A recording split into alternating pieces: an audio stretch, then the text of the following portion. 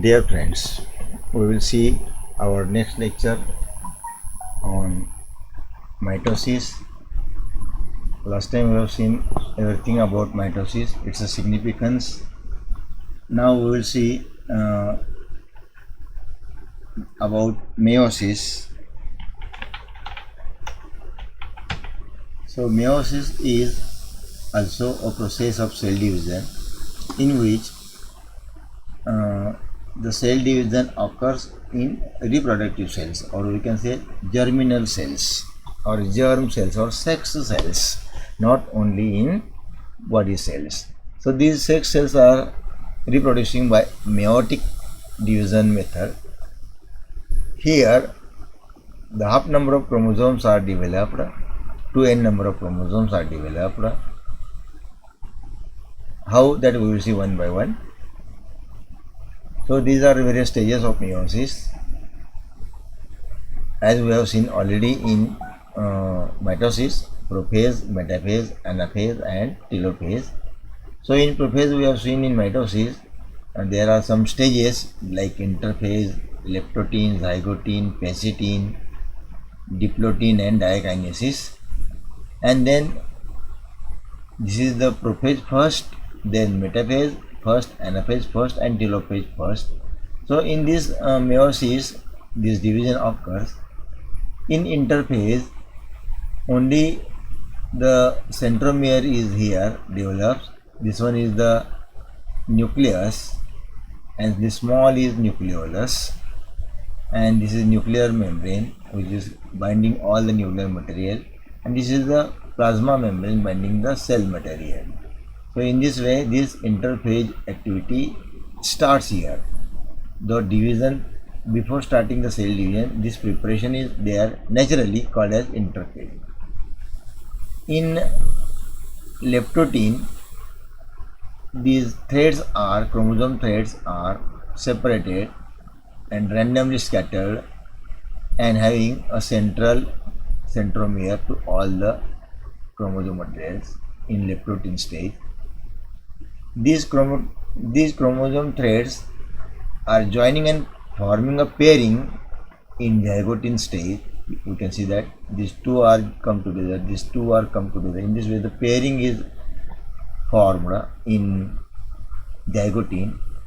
Then after forming, these two chromosomes are crosses over with each other, or synapsis of homologous chromosomes is occurring in pacitine stage, and after forming homologous pair they cross with each other, and in next crossing over is occur in diplotin stage, and the information is crossed in between the two duplicated homologous chromosomes, and after passing the message they again separate with each other, and in diakinesis stage these separated chromosomes are transmitted, or we can say stretched to the poles, ester, we can say different poles of the cells, and then in the last in metaphase stage all the chromosome materials are stretched out in diakinesis stage, and then metaphase this pairing is separating.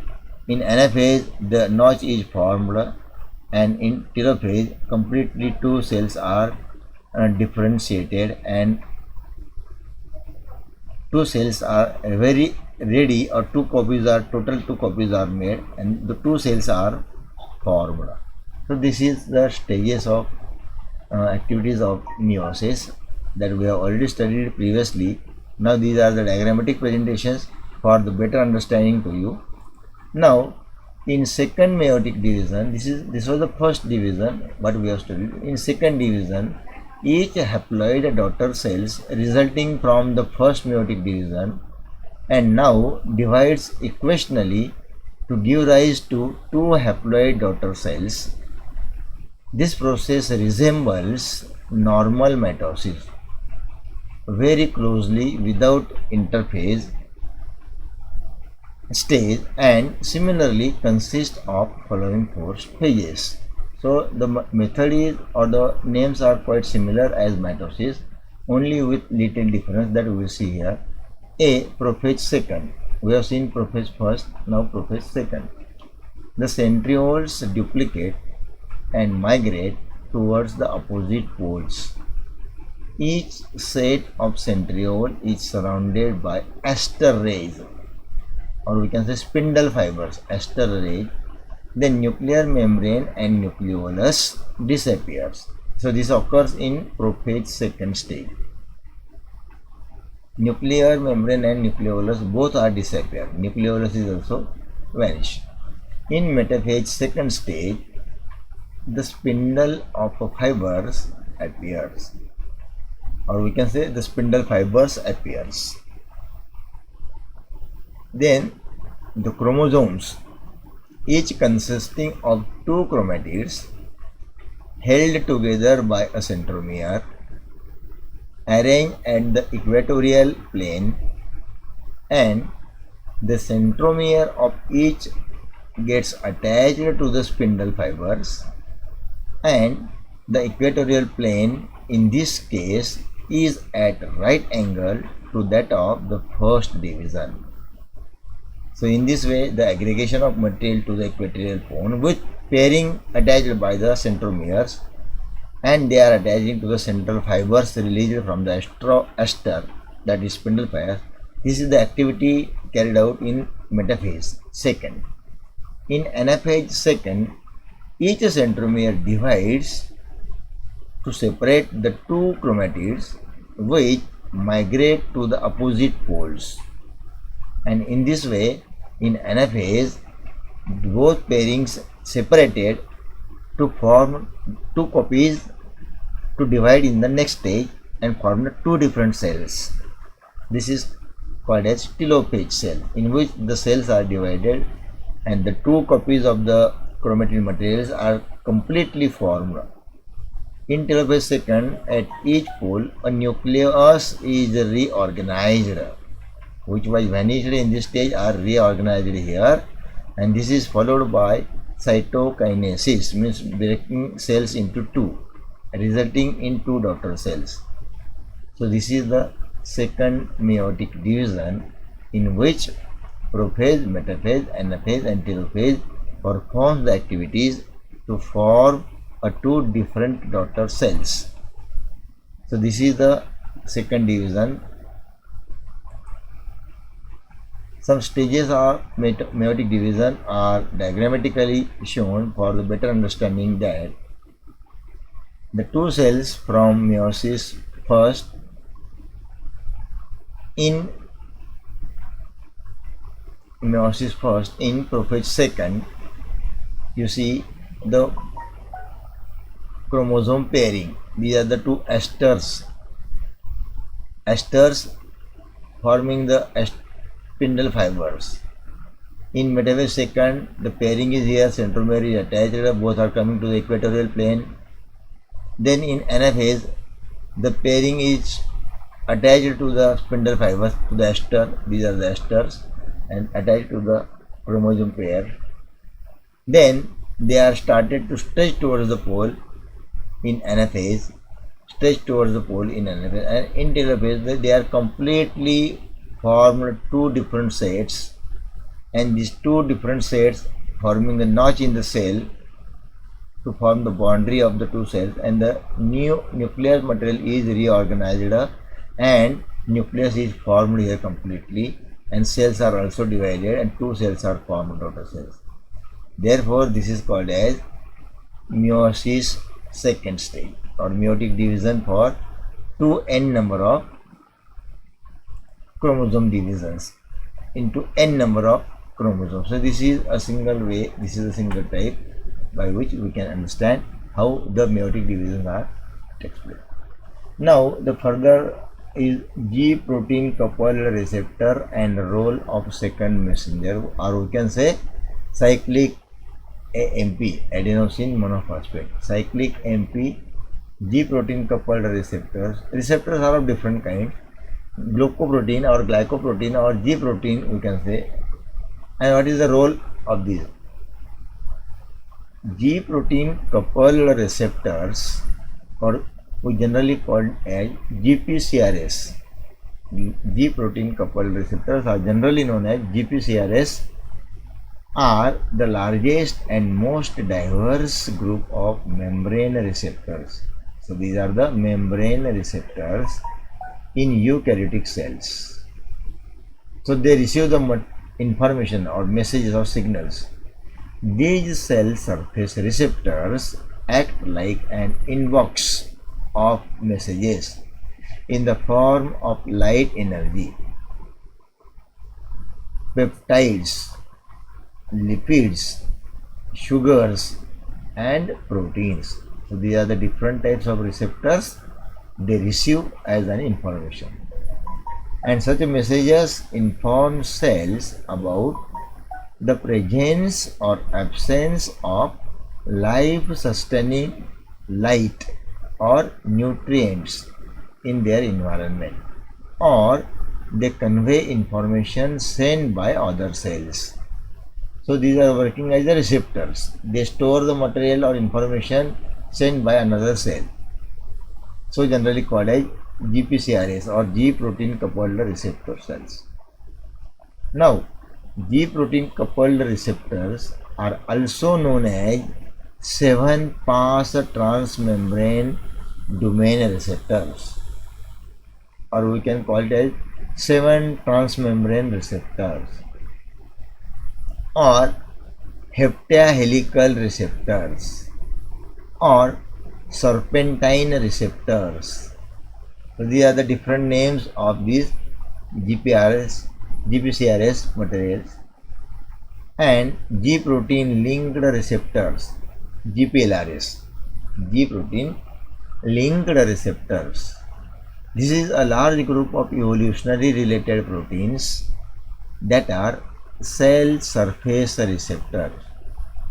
Generally, they are present on the surface of the cell and perform the activity to receive the signals from the others, and that detect the molecules outside the cell and activate cellular responses accordingly as per the message they receive. Then coupling with G proteins, they make a pairing with G proteins, and they are called as 7 transmembrane receptors because they pass through the cell membrane 7 times. Therefore, they called as 7 transmembrane receptors. They pass through the membrane 7 times. G protein coupled receptors are found only in eukaryotic cells, including yeast, choanoflagellates, and animals, the maximum group of all invertebrate and vertebrate animals.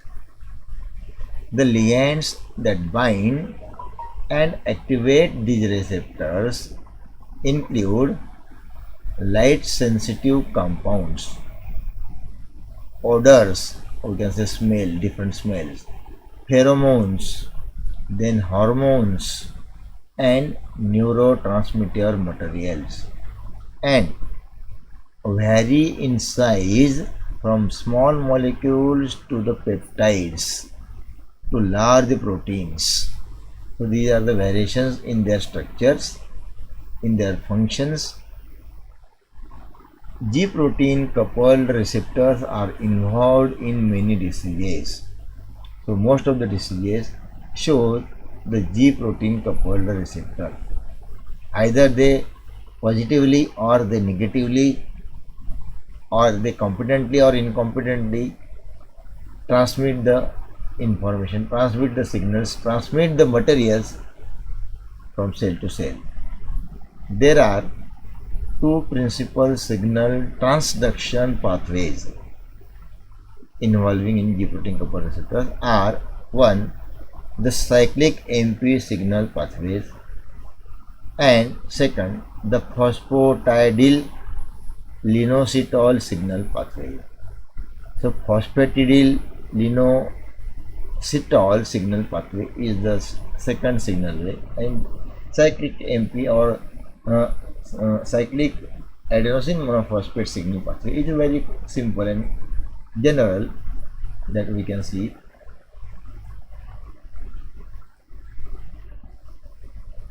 How the mechanism transmission, how the ligand forming, how the G protein coupling is formed, that we will see here in the mechanism and ligand binding process.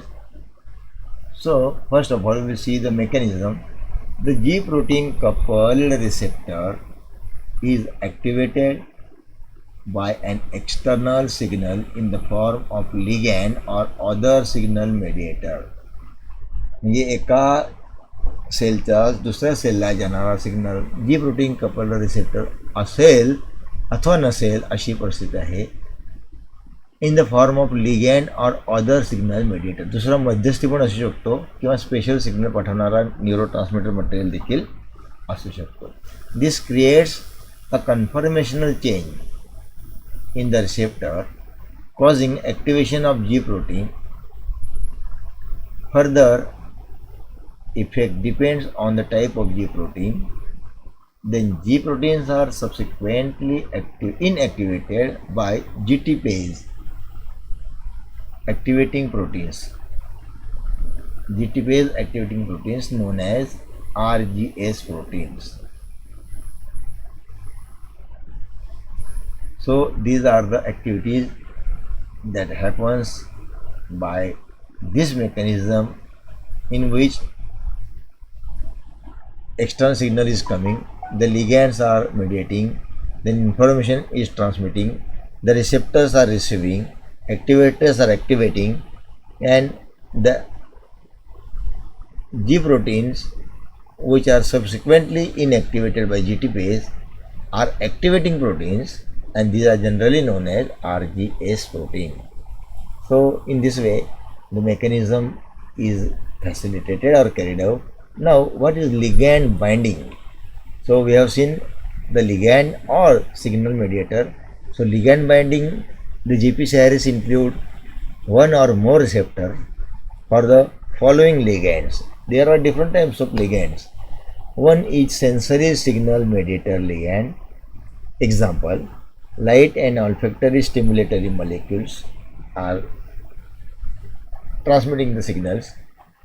Adenosine, bombesin, bradykinin, endothelin, then alpha amino butyric acid, or we can say GABA, then hepatocyte growth factor HGF, then melanocortins, then neuropeptides Y, then opioid peptides, then opsins, somatostatin, then growth hormone, then tachykinins, or we can say members of the vasoactive intestinal peptide family, and vasopressin. So these are the different light binding ligands.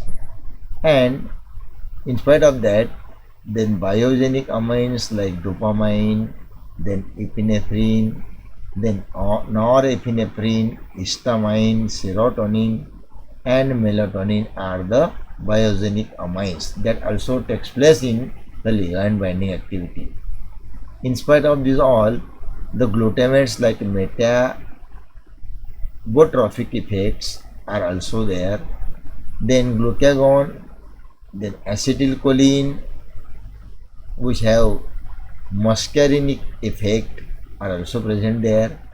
Then chemokines, lipid mediators of inflammation, example prostaglandins, then prostanoids, then platelet activating factor, and leukotriene. So these are the materials that forming the chemokines, or that are the chemokine materials. Then peptide hormones are also ligand binding materials. Example calcitonin, or we can say C5a anaphylatoxin, or we can say FSH or follicle stimulating hormone. Then GnRH, or we can say gonadotropin releasing hormone GnRH, then neurokinins, then thyrotropin releasing hormone or TRH, thyroid releasing hormone, we can also say, and oxytocin. So these are the hormones which are related with follicle stimulation, which are related with peptide hormone type groups, and endocannabinoids. So these are the different materials, these different mechanisms and ligand binding sites or chemicals which forming a ligand in between these two protein molecules, in between these two cells in the membranes, and facilitate the activities thereto as a ligands, or we can say ligand binding factors of materials. We will stop here our today's lecture, and we will continue to the next in the next. So in the next stage we will see what the G protein dependent signaling and how the signaling are transmitted from one cell to another cell. That we will see in the next. So till then, if you have any problem, you can communicate by telephone or by mobile or by way of messaging, or we can say WhatsApp. I will answer you. Okay, till then, see you. Bye.